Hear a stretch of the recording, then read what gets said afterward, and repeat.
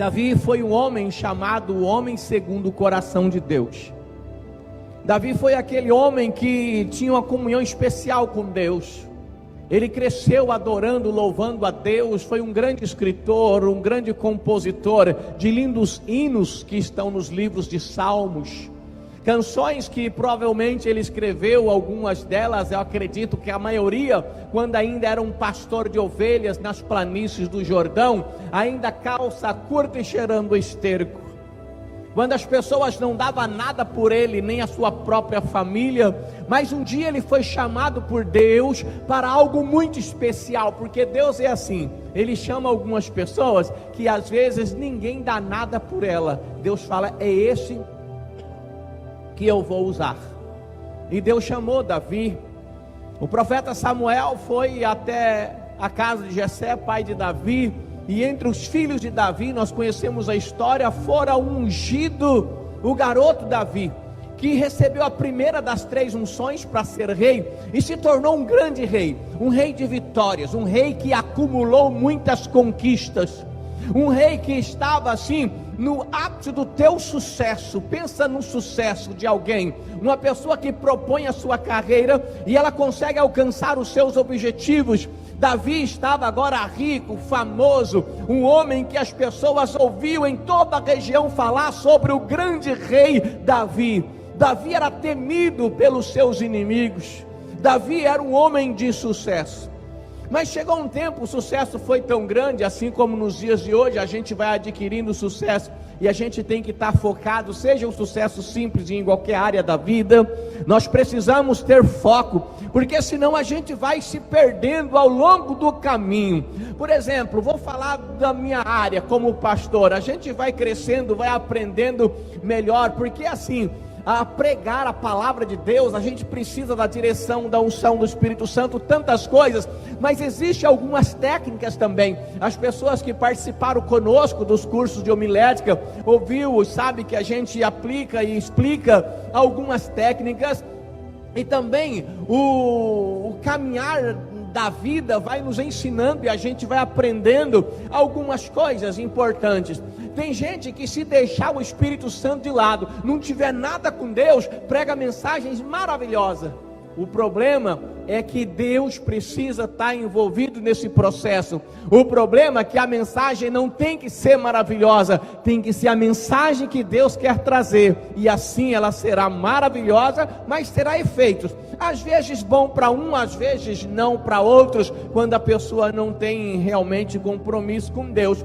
Mas alguns pastores vão adquirindo algum sucesso, a igreja fica grande, viram megas igrejas, e de repente o sucesso já é tão grande, assim como aquela banda que começou a cantar, que orava, adorava a Deus, fazia vigília para gravar o primeiro CDzinho, com muita unção, graça, de repente está na mídia, fazendo sucesso, o sucesso já sobe a cabeça, já se sente uma estrela, e começa a ter problema. No caso do pregador, ele já tem tanta experiência, que ele começa a levar tudo no automático, e o pior problema de um pregador, é quando ele já não sente mais o peso da responsabilidade de pregar a palavra de Deus. Pode dar qualquer tema que eu prego, ele vai e prega mesmo, e prega bem, mas não tem o peso da responsabilidade, então automaticamente não vai surtir efeito. Por quê? Porque a mensagem de Deus, ela é viva, ela é forte, ela é eficaz. Por exemplo, quando eu prego uma mensagem e você ouve o que eu falo, se você der lugar, Deus vai falar com você através da minha voz.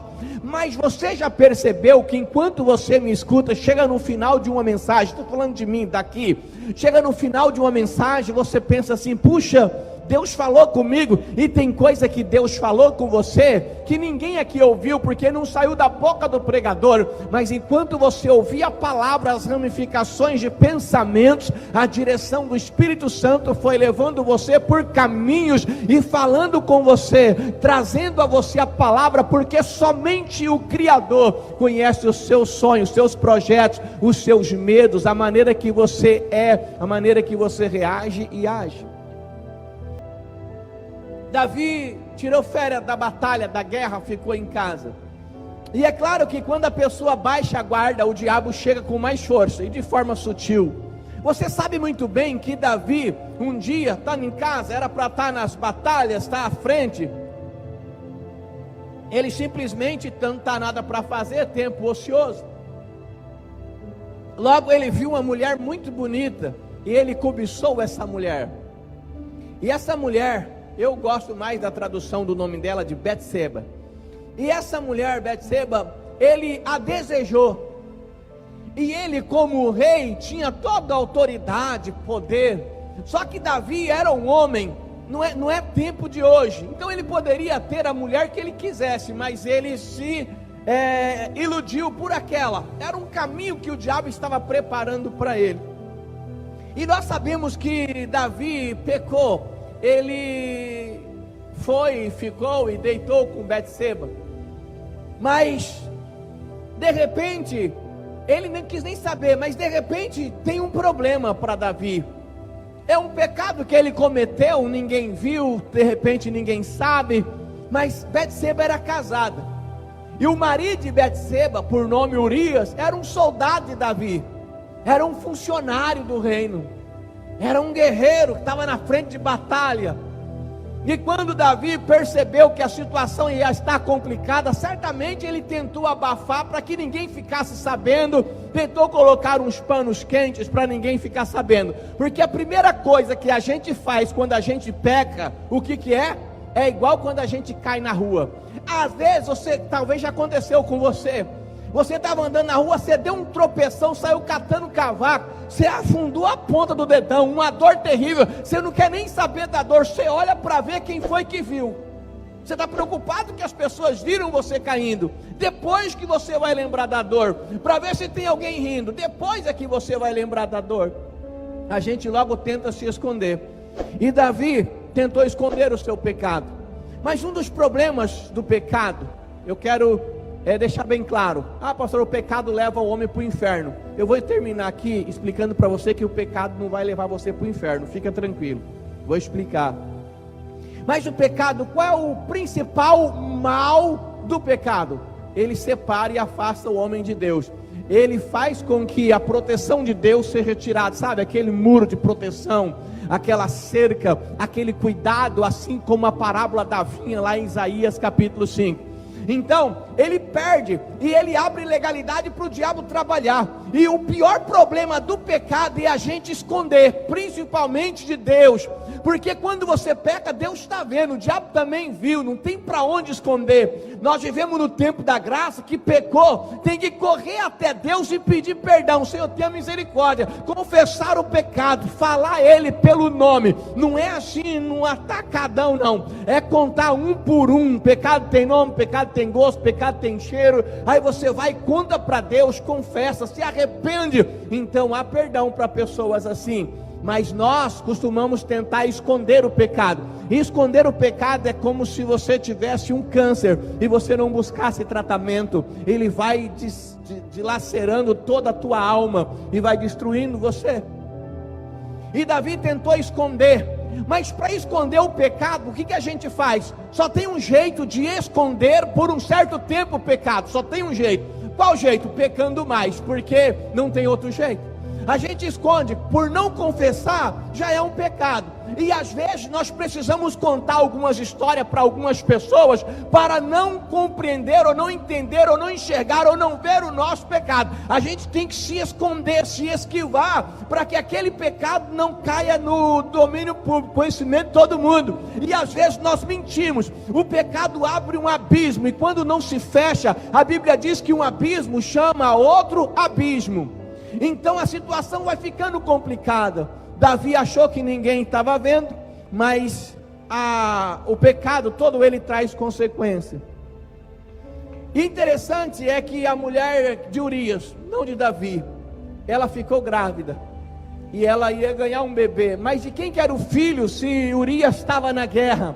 Se Urias estava na batalha, certamente era de Davi. Então logo a situação começou a ficar complicada. Vai aparecer agora uma criança, como é que vai fazer? Tem que esconder o pecado. Então vamos pecar mais. Davi mandou chamar Urias para ficar com a sua esposa quando nasceu a criança, fala que nasceu de 7 meses e assim por diante, chamou. Ele não quis ficar com a sua esposa enquanto os irmãos, amigos, os guerreiros estavam na batalha. Então o pecado de Davi de trazer Urias para poder encobrir o pecado dele, para deitar-se com a sua esposa, para depois falar que o filho era dele, continuar o pecado, não deu certo. Então Davi tinha que fazer mais alguma coisa. Como é que eu vou esconder esse pecado? Só tem um jeito: vou fazer outro pecado, porque para esconder o pecado do pecado a gente peca, depois tem que pecar mais para esconder aquele pecado, e quando gera outro pecado a gente peca mais para esconder o outro pecado, e quando vai ver a gente está afogado no pecado. Então não tinha jeito. Então vamos fazer o seguinte: mandou colocar Urias na frente de batalha para que ele morresse, porque aí ele poderia ficar com a mulher de Urias. E foi feito, colocar Urias na frente da batalha. Ele morreu. Davi falou: então agora eu posso assumir a mulher, então agora está tudo bem, é mais uma mulher para o rei, então está tudo certo. E de repente ele começa a ter uma vida tranquila por um determinado tempo. A gravidez caminha muito bem, a criança nasce, talvez trouxe alegria para Davi, uma alegria de ser pai, tudo estava bem. Outro problema do pecado é que as pessoas pecam, o pecado traz consequência. Só que as pessoas acham assim: eu pequei hoje, então amanhã vai destruir tudo. Nada, acontece, abala algumas coisas, de repente fica tudo calmo, de repente fica tudo tranquilo. E o maior problema é quando tudo fica tranquilo, mas tem pecado. Quando tudo fica tranquilo, mas o pecado está ali, é uma situação delicada, porque a gente acredita que está tudo bem. De repente você começa a caminhar tão bem, que parece que pecando está até melhor. Nossa, parece que melhorou, soubesse disso eu tinha pecado antes. Mas eu costumo dizer que Deus não chega todo final de tarde e senta para pedir para você prestar conta, mas vai chegar um dia que eu e você, nós vamos prestar contas de tudo, de tudo, de tudo. E nós sabemos, né? Costumamos olhar para o pecado dos outros, esquecemos do nosso. Nós julgamos muitas pessoas quando pecam. Aí vem aquela frase, né? Eu não posso julgar os outros só porque eu peco diferente. Então as pessoas têm que cuidar primeiramente de si, principalmente de si, julgar a si mesmo, porque quem julga a si mesmo não será julgado. O tempo foi bom para Davi, ficou tudo tranquilo, as coisas caminharam tranquilo para Davi por um determinado tempo. Mas a situação não era das melhores, e logo a sequência da nossa história vai mostrar isso.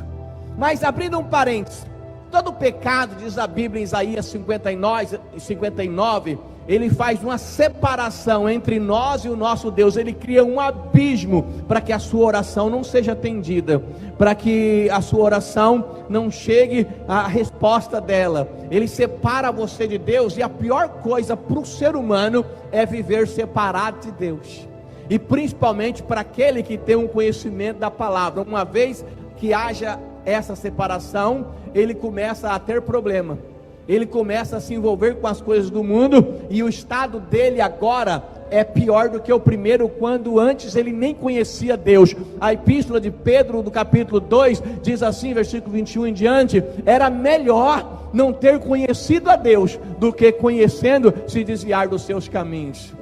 A epístola de Pedro, nesse mesmo texto que eu disse, ela diz assim ainda: a esta pessoa, a este homem que foi separado de Deus, que voltou ao mundo de pecado, sobre ele veio o verdadeiro Provérbios: a porca lavada voltou a esponjadouro de lama, e o cão voltou ao seu próprio vômito.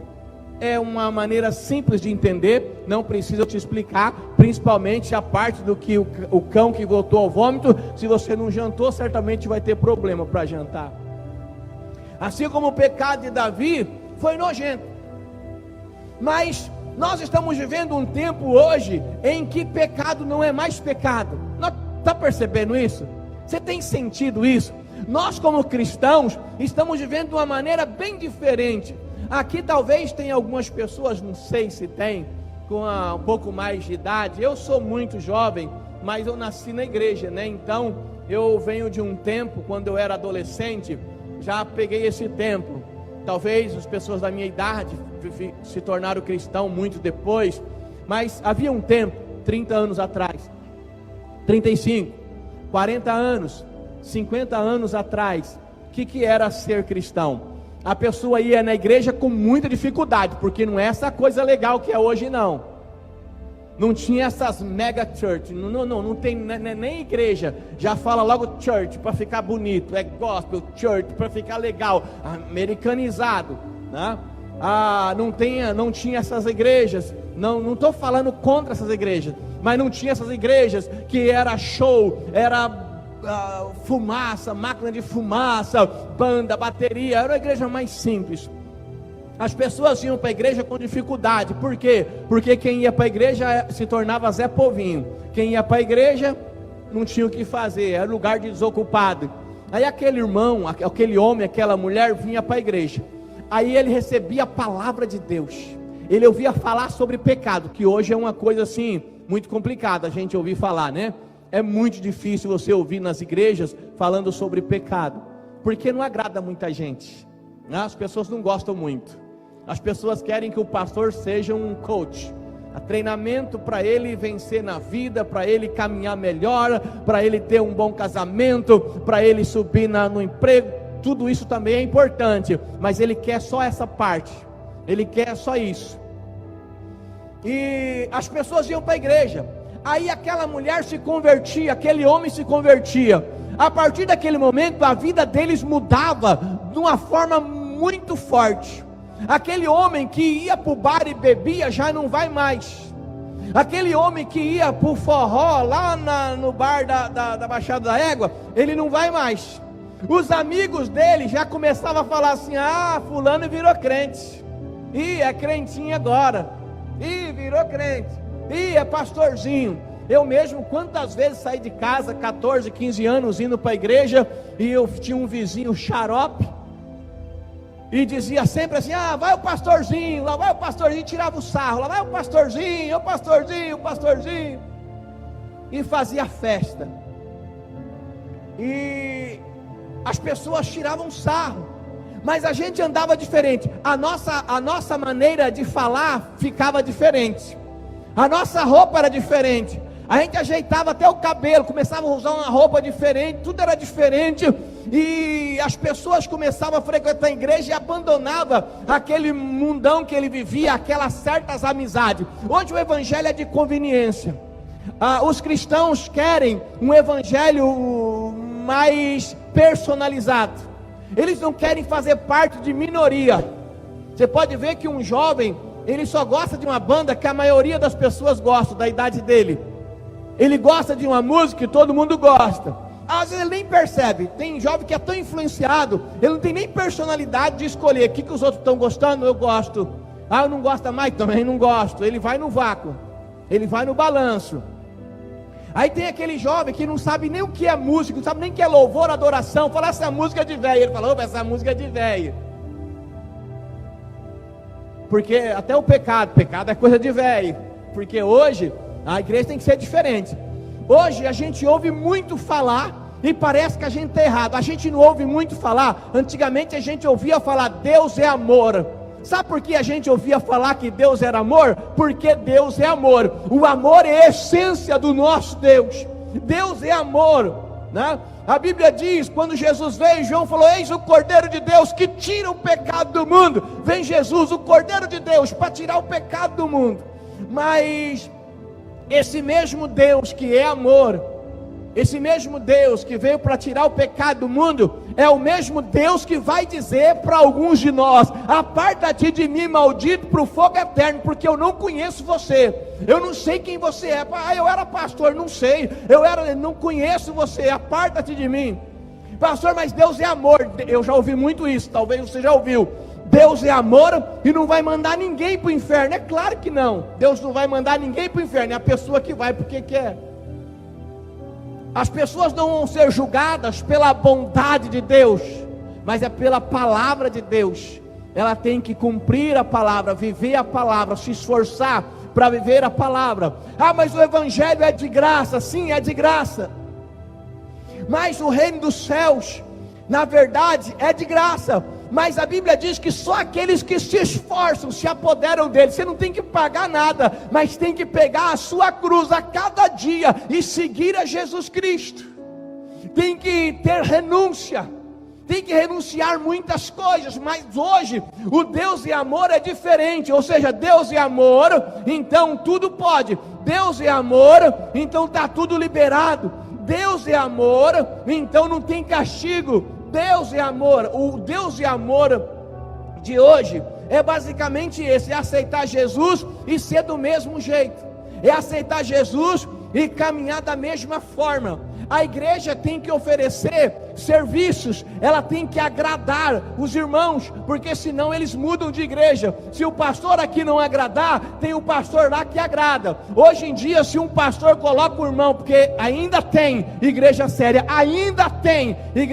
que o pastor chega e fala: irmão, você não faz parte mais do louvor, irmão, você não pode ser diácono, vou colocar você para esperar um pouco, colocar você que a gente chama, de banco. Nossa igreja nunca coloquei ninguém de banco, porque nem banco a gente tem, o máximo que a gente põe é de cadeira. Vou deixar você um tempo aí, para você pensar, para você analisar. Os irmãos ficam bravos, mas ficam bravos mesmo, às vezes ele não entende, mas é normal se não entender.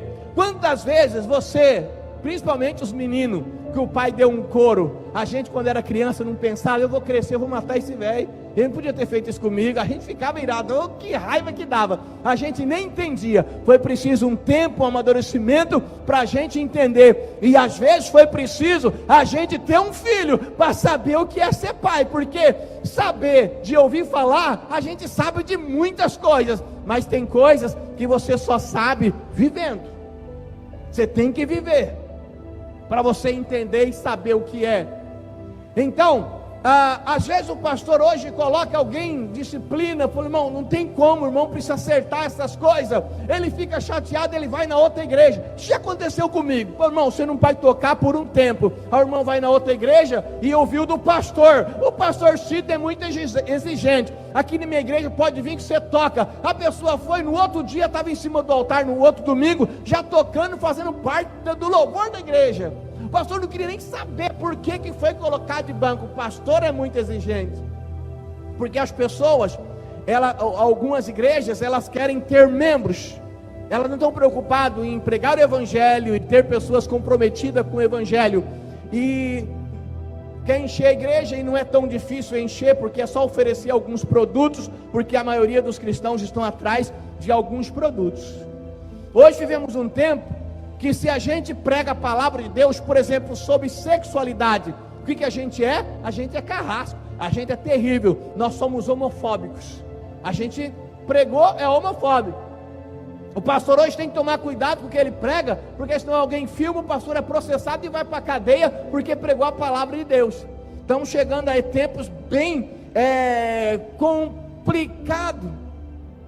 As pessoas hoje estão vivendo, sabe, esses pais modernos. Por exemplo, o filho rouba, o filho mata alguém, aí vai para a cadeia. O pai é aquele que vai fazer de tudo, vai pagar fiança, vai arrumar o melhor advogado, vai mandar o advogado mentir se for preciso, mas tira o meu filho da cadeia. Eu quero que ele saiba: mas ele matou, não importa, não tem punição para ele. É o tempo e o mundo que nós estamos vivendo hoje.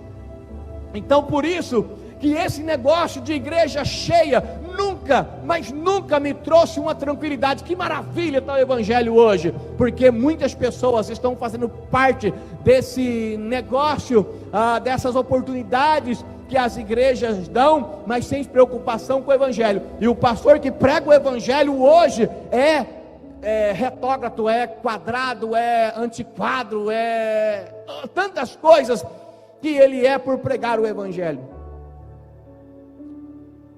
Mas se você ouve um evangelho que não traz mudança de vida, esse evangelho não é de Deus. Ele tem que trazer mudança de vida, ele tem que trazer transformação. Davi havia pecado, escondido o seu pecado. Ele achou que estava tudo bem. Mas agora eu vou ler a Bíblia para você, em 2 Samuel capítulo 12. Eu vou ler do versículo 1 até o versículo de número 7. Você que está em casa, se quiser só ouvir, não tem problema, pode acompanhar com a gente.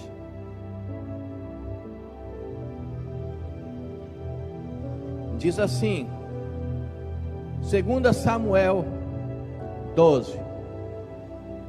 Posso ler? Bom, vamos lá. Para a gente adiantar, quem está aqui, achou? Lê comigo. Não achou? Para um pouquinho, depois você procura para você ouvir. Diz assim: e o Senhor enviou Natã a Davi.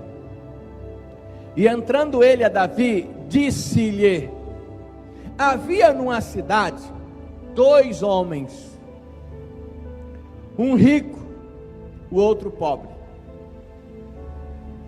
O rico tinha muitíssimas ovelhas e vacas, mas o pobre não tinha coisa nenhuma, senão uma pequena cordeira que comprara e criara. E ela tinha crescido com ele, com seus filhos igualmente. Do seu bocado comia, e do seu copo bebia, e dormia em seu regaço, e a tinha como filha. Entendeu aí? O homem pobre tinha uma cordeira que ele tratava igual filho, era de estimação. Dormia no braço dele, comia do prato dele, bebia do copo dele. Versículo 4. E vindo o homem rico, um viajante, deixou este de tomar das suas ovelhas e das suas vacas, que ele tinha bastante, para guisar para o viajante que viera a ele, e tomou a cordeira do homem pobre, e preparou para o homem que viera a ele. Então o furor de Davi se acendeu em grande maneira contra aquele homem, e disse a Natã: vive o Senhor, que digno de morte é o homem que fez isso. Você está entendendo até aqui? 2 homens, um rico e um pobre. O pobre só tinha cordeira, o rico tinha de tudo. Aí o rico veio e pegou a cordeira do pobre que não tinha nada, se ele podia pegar das suas. Versículo 6. E pela cordeira tornará a dar quadruplicado. Quando Natã, o profeta, falou para Davi, ele falou: esse homem tem que morrer, e ele vai pagar. Antes de morrer ele vai pagar 4 vezes mais, porque fez tal coisa, e porque não se compadeceu. Versículo 7, para encerrar a leitura. Então disse Natã a Davi: tu és este homem. Olha aqui para mim, você entendeu a historinha? O profeta chegou, mas ele estava conversando com quem? Com o rei. O rei era o poder executivo, era o poder legislativo e era o poder judiciário, tudo numa pessoa só. Ele mandava, ele comandava, ele dava ordem, ele era o juiz que julgava. Então as causas eram levadas,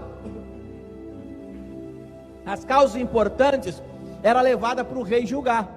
E o profeta chegou e começou a contar uma parábola, uma história, e disse para o rei. Quando o rei ficou sabendo que o rico tinha tomado o pouco que o pobre tinha, ele ficou indignado. O rei disse assim: esse homem tem que morrer, e ele vai pagar 4 vezes mais. Foi quando o profeta, vendo a ira do rei, disse assim: meu rei, esse homem é o Senhor foi quem tomou. E aí veio toda a história. Mas como assim? Peraí. Aí, para julgar os outros, nós somos fortes, firmes, ferozes, algozes, ferrenhos. Porém, quando é para julgar a nós mesmos, nós somos complacentes. Não tem sempre uma desculpa. Nós temos sempre: é porque eu, porque fizeram isso, porque pra gente. Para os outros, manda para o lago de fogo, de enxofre. Esse Beelzebu dos infernos, manda ele. Aí Davi já pensou: pera, calma, já não é assim. Mas ele era o homem que tinha tudo, mas foi tomar a mulher de um homem que não tinha basicamente nada. O pecado dele foi exposto, porque ele escondeu, mas foi exposto.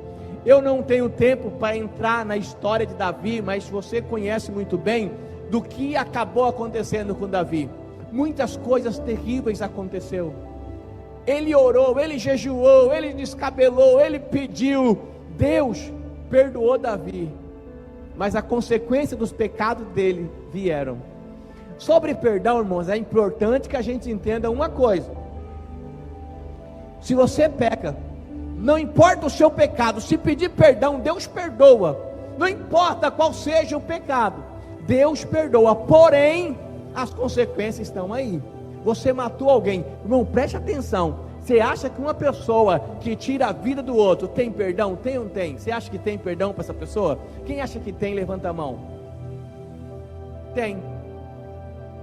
Só que também tem a condenação, tem a lei.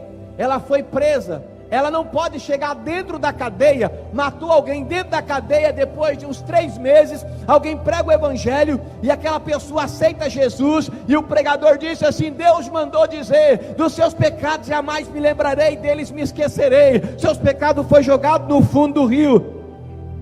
Canta a musiquinha do pecado que foi jogado no fundo do rio, tal. Ele não pode pedir para falar com o delegado e dizer assim: seu delegado, eu cometi um erro, eu sei, mas agora aceitei Jesus, e a Bíblia vai dizer que nenhuma condenação há para aqueles que estão em Cristo. Agora eu estou em Cristo, o senhor pode abrir a cela para eu ir para casa? O advogado, o delegado, bom, nesse caso, se Deus te perdoou, vai com Deus, pode ir para casa. É assim que acontece? Não, ele tem que ser homem para cumprir e pagar o que ele deve para a lei. O rapaz e a moça estão namorando, não tomam os devidos cuidados, de repente a moça fica grávida. O rapaz não é evangélico, e aí de repente a moça ganha um bebê, e aí tem uma criança. Aí o rapaz vem para a igreja, aí aquela criança começa, tem 2 anos, o rapaz vem para a igreja, já não está mais com a menina. Aí ele vem para a igreja, aceita Jesus. Deus pode perdoar, perdoa, mas ele é pai, ele tem que cumprir com as obrigações dele. Não pagou a pensão, vai para a cadeia. Ai Deus, o que está acontecendo? Consequência, eu tenho que arcar com as consequências e assumir a responsabilidade. As pessoas pecam hoje, não pedem perdão, e quando pede, não quer arcar com a responsabilidade. E nós temos que arcar, seja ela qual for, seja vergonha, seja culpa. A gente tem que estender a cara para bater, e falar: não, vamos lá, eu errei, tá certo, vamos consertar, vamos trabalhar, algumas coisas eu vou ter que pagar, vamos seguir em frente. E o pecado de Davi trouxe consequências terríveis. O filho dele veio a morrer independente da oração. A família dele virou de perna para o ar. Irmãos, guarda bem essa frase: um pecado nunca afeta um homem só. O seu pecado não afeta só, mas é só eu. Quem está pecando sou eu, não é minha esposa. Quem está pecando sou eu, não é meu marido. Quem está pecando sou eu, não são os meus filhos. O seu pecado afeta toda a tua casa e toda a tua família. A família de Davi foi totalmente destruída. Um irmão abusou sexualmente da própria irmã. O outro irmão, quando soube, veio para matar o irmão. Um filho de Davi se levantou contra ele para guerrear e tomar o reinado. Entre tantas coisas, virou uma bagunça por causa do pecado.